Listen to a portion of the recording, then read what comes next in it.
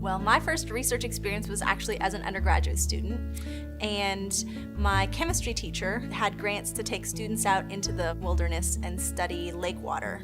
And that was beautiful and wonderful, and I thought, wow, this is what chemists do? I need to be a chemist.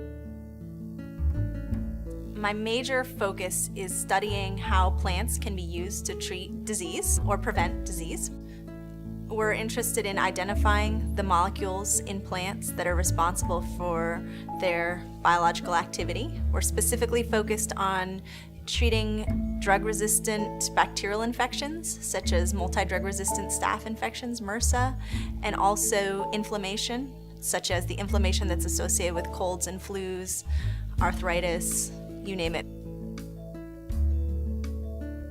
When I very first came here to UNC Greensboro 11 years ago, I thought I would start out by studying this plant known as golden seal, which grows in the hardwood forests of North Carolina, actually. It's native to this part of the country. And what we find with this plant is we find that it contains a bunch of diverse chemical compounds that act in very different ways against the bacteria, and that all those different ways can help with treating an infection. A number of students come to me because they have experience with a particular illness in their family that they're interested in treating, or they have experience with a particular type of traditional medicine that they're interested in researching.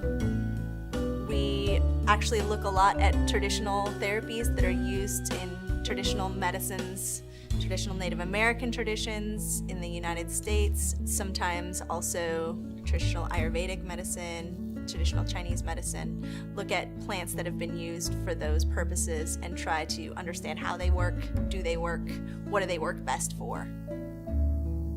It's really exciting to take a mixture of unknown chemicals from a plant and see what it does, and then try to identify the chemicals that are responsible for that. And often we find totally new activities that no one knew of, or find totally new molecules that no one's ever identified before. So it has kind of that National Geographic, out there on the edge, searching out, answering questions that no one's ever answered.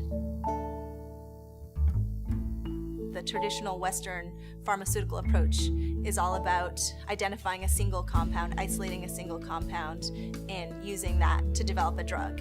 But that's not the way that traditional medicines work, and most of the world still relies on traditional therapies that are multi-component mixtures.